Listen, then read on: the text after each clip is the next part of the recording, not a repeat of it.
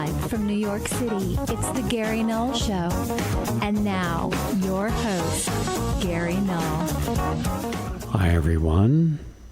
I'm Gary Null, broadcasting from our studios in New York City. Today, we're going to find out how walnuts lower our cardiovascular disease risk factor and at the same time boost our endothelium function, which is the lining of the arteries. And when that's healthy, well, we have less opportunity for heart attacks and strokes. And that's a major study, by the way. And also how bacteria has been found in Alzheimer's brains, University of Bristol. I mean, a lot of brains have bacteria. How? How'd that bacteria get there? What does it mean? Can we prevent it? Can we reverse it? I'll share that. Also, for any woman going through menopause, and if you've had hot flashes or night sweats, some brand new research on fermented red clover extract stops menopausal hot flashes and symptoms.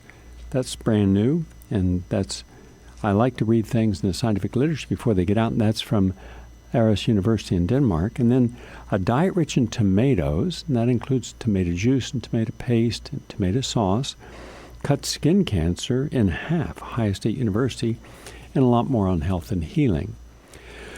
First up, I work with a lot of people who have Alzheimer's. It's not a quick process. I generally tell people it's going to take about 2 to 3 years of being consistent. Now, if they're in a controlled environment, that's best. If they're not, then you got to worry about, well, are they going to drink what their drink they're supposed to? Are they going to take their foods in the way they're supposed to? Are they going to get up and exercise? Unless they're under care, you don't know if that's going to happen. And even if they are having a caregiver, has that person been instructed of how they got to go for a walk every 2 hours? They have to have a certain amount of liquid because they'll dehydrate. They're not aware that they're not drinking enough, and they can suffer from either polydipsia or hydrodipsia, either too much water or too little water. They have to have their nutrients spaced throughout the day. So there's a lot that goes in to working with a person with Alzheimer's or dementia or multiple sclerosis or ALS. It's the same. I only have one protocol for all that, and it works. And a lot of the times, depending upon how far gone they are and how much someone's willing to commit to that effort. Now, this is a new piece of the puzzle. This is the University of Bristol in the United Kingdom, and it says, quote, researchers in the United Kingdom have used DNA sequencing to examine bacteria in post-mortem brains. That means after they've died, they've autopsied the brain. From patients with Alzheimer's disease, their findings suggest increased bacterial populations and different proportions of specific bacteria in Alzheimer's compared with healthy brains.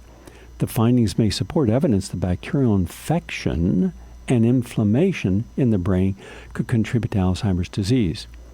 Now, you know and I know that Alzheimer's is a neurodegenerative disease that results in cognitive decline and eventually death.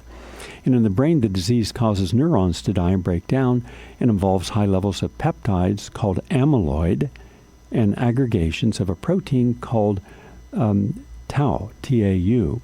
However, scientists are coming to appreciate the inflammation may play a key role. Now, I've been sharing with you for a long time, and hopefully you're more cognizant of why it's so important in all conditions, is the anti-inflammatory diet. And that means that the foods and beverages you take have to be anti-inflammatory, meaning they don't cause inflammation, they actually turn off inflammation. So when you have a glass of apple juice, that's anti-inflammatory. If you really want to spike it, throw a tablespoon of apple cider vinegar in it, a tablespoon of lemon juice in that apple juice.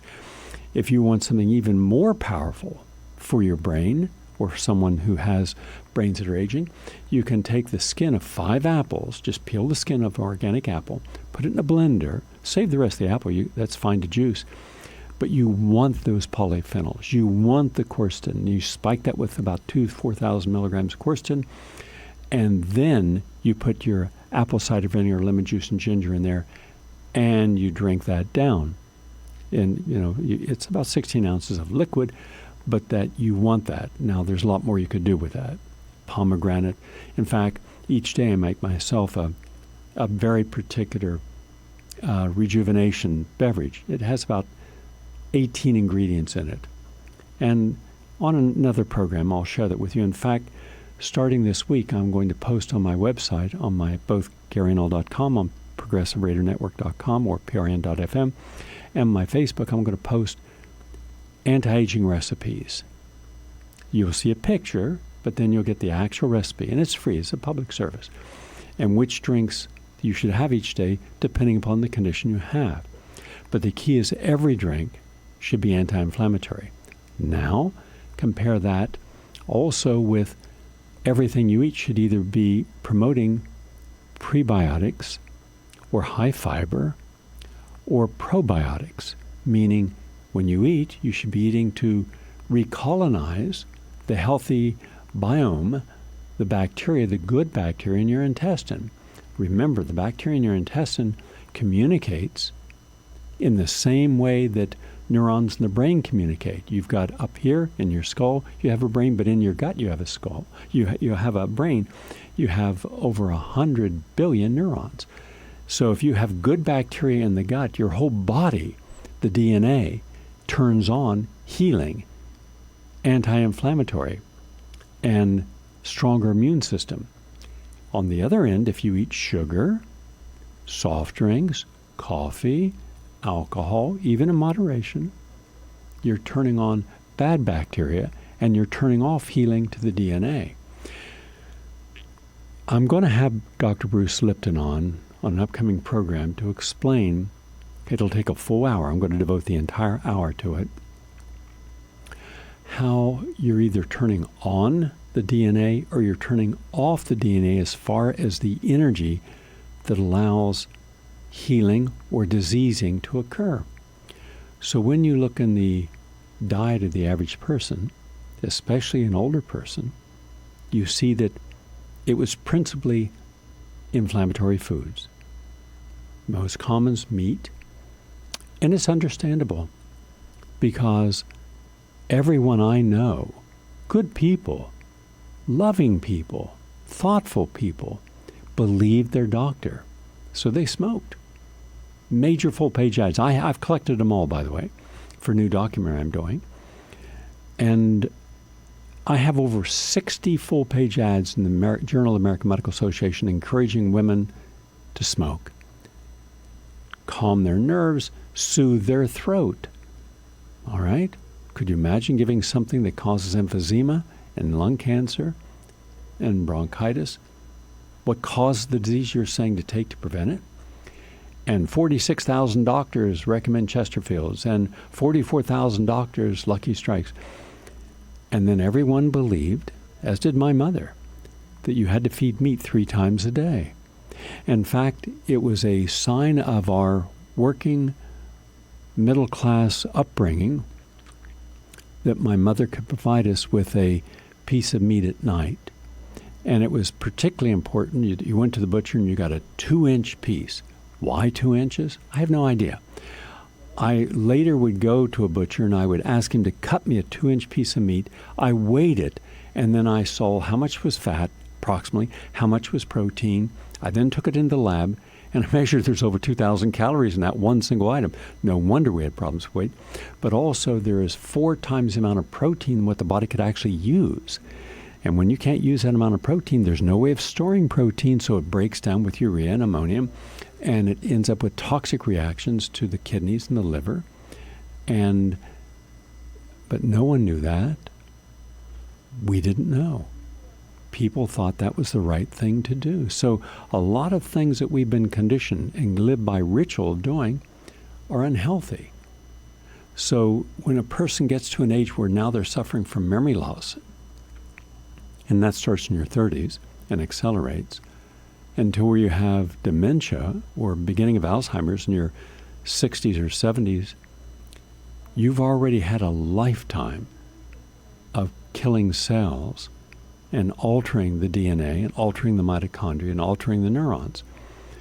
So you have to be very, very extensively radical in reversing it, meaning you can't be conservative and be healthy.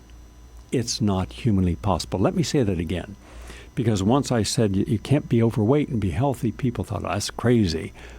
Well, now all the science is proving that. Because of the pro-inflammatory condition, the excess estrogen that is released, it can precipitate a higher level of prostate cancer, breast cancer, ovarian cancer, a gazillion different ways that you're going to be unhealthy, even though you'll show no classical sign. You see, here's one of the thousands of limitations in Orthodox medicine.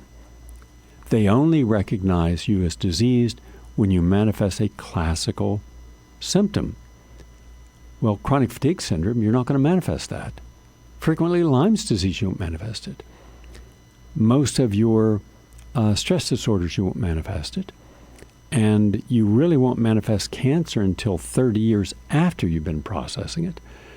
You won't manifest clogging of the arteries till long after they've been clogged. And then when you have your heart attack or stroke or cancer, then suddenly you're diagnosed.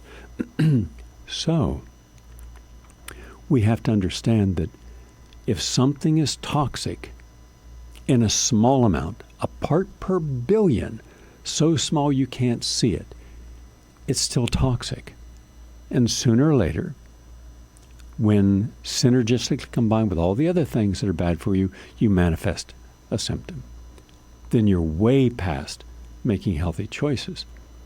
So we have to understand our body processes every single thing we think, we're exposed to, we say, we feel, we eat and drink and breathe to our betterment or to our detriment. So it's just something to consider. Now, this is about fermented red clover. And red clover is a very healthy item to take in any case. And, quote, fermented red clover extract stops menopausal hot flashes and symptoms. And this is from Aarhus University in Denmark. Here's what it says. The vast majority of women in menopause are familiar with the status of red clover as an herbal medicine that soothes hot flashes and hormonal fluctuations. This holds true, new research shows, if the red clover is taken in a fermented form. Fermented red clover extract is demonstrated to decrease significantly both the number and severity of daily hot flashes. The study also found that the extract prevents the normally accelerated menopausal bone loss, affecting 1 in 3 women over the age of 50. And results show the treatment stopped bone loss in the spine completely. These findings are very promising as the benefits take place without any of the side effects of traditional prescribed hormone therapies that increase the risk of cancers and cardiovascular disease. All right, and this was published in PLOS ONE, a very respected journal. Now, this coming Saturday, it'll be my final webinar for the next at least 4 or 5 months because of my schedule of traveling. But it'll be on menopause. Now, I didn't know. I just read the study earlier this morning. So I'll be sharing that information. But everything else you can do to either prevent or mitigate or reverse menopausal symptoms to you literally get younger again. Lose weight, get your energy back, get your hair back, color back, eyebrows back, your metabolism normalized, your fingernails, toenails strong and shiny and red instead of brittle and cracked and fungus, your libido back, the thinning of the mucous membranes in your vagina, which nobody talks about, but they should, because an awful lot of women cannot have normal relationships with their partner because they would end up with infections and bleeding and because there's no moisture. Well, how do you get that moisture back? It's not that difficult. So all the things menopausal, I'll be taking questions as well as showing you a film, and it'll be about 3 hours long. You can go to my website for that. And finally, this is from Ohio State University. A diet rich in tomatoes cut skin cancer in half in this study. And that's important, big time. Quote, a new study of how nutritional interventions can alter the risk of skin cancers appeared online in the journal Scientific Reports. And then they talk about the diet that in this particular scientific study, on rats, they used 10% tomato in the diet. Well, if you're Italian, 10% tomato in the diet's about right. That's an awful lot of tomatoes they use, and they're one of the healthiest people in the world. If they stick to the traditional Italian, Mediterranean, French, Portuguese, Greek, Spain diet. There's three sides to the Mediterranean. The Western, Northern Mediterranean is what they're referring to when they talk about the Mediterranean diet. The Eastern side of the Mediterranean, no, those are the old Eastern Europe and, the Bulgarias. Go through that whole section, going even above out in Northeast, Romania, Bulgaria, Hungary, Czechoslovakia, Yugoslavia, and then it's broken into Croatia and Herzegovina and all the other cities and major places through there. That's the Eastern Mediterranean diet, and it's one of the least healthy in the world. Very high in meat, generally some tubers, lots of sugar. But once again, you can still be healthy there. I know people who come from that area of the world, and they live on farms, and they have orchards, and they grow vegetables part of the year. But it's principally a meat, dairy-based diet, and everything is frequently overcooked. So, in fact, a friend of mine brought her mother and father, who were both dying, and to see me, and I helped them for a month every day, and they overcame all diseases that they weren't helped with over there, and went back, and I never will forget this conversation I had. Two outstanding artists, by the way, very famous in their own country. And I said, you realize when you go home, you're going to have to change the food you eat. And my friend said, oh, there's farmers markets, and there's even some vegetarian restaurants now, and they never had before. And I'm going to go back, and I'm going to see that they stick to this protocol. So I said, you got to take these supplements, you got to do this exercise, you got to do. And all that you see, look at your blood pressure, it's normal. Look at your blood sugar, it's normal. Look at your swollen legs, they're gone. Look at all the weight that you had, it's gone. Look at your memory, and all these things that they had. They stayed with that for 2 weeks, I heard, after they went home. And then I get a call from my friend who said, well, I tried, now it's just arguments. Now they're arguing and yelling at me every day. I want this and I want that. And they're having friends bring them stuff that, the smoked pork, the sausages that they were used to, and the very thing that caused them to be sick.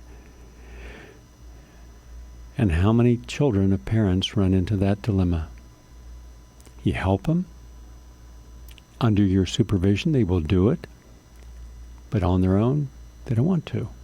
The idea that everyone gets well and stays well is a myth. And I'll end with this thought. This is the newest area of the plasticity of the brain. It's very dynamic.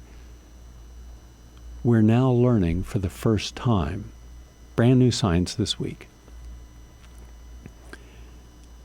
that everything in your brain begins to change almost every 24 hours, including how we think and our perception of things from the past and present.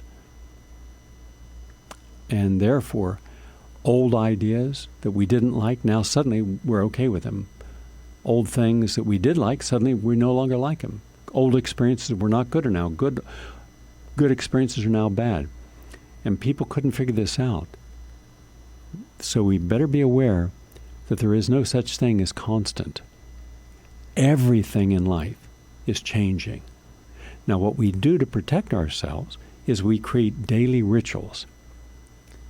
And as long as we stick to our rituals, we think that somehow we're okay. There's stability. There's some certainty. There is conformity to our rituals. It's simply not true. You can go through rituals, but at a certain point, the ritual becomes meaningless.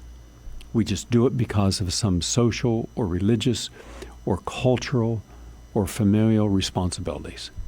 We don't want to be excluded. We don't want to be attacked. We don't want to be ridiculed. But it no longer has the vibrancy of authentic harmonization that it once had. So just realize that no matter how you try to stay permanent, everything in the world is changing. Sometimes at a very subtle level. And the sensitive person is aware of that. and ask themselves, should I waste another day being complacent, or should I make an effort to make this day vibrant again? Just something to think about. More on that on upcoming programs. Thank you all for listening. Look forward to sharing. And tonight, 7 o'clock, the Progressive Commentary Hour. New information on 9/11. Have a nice day.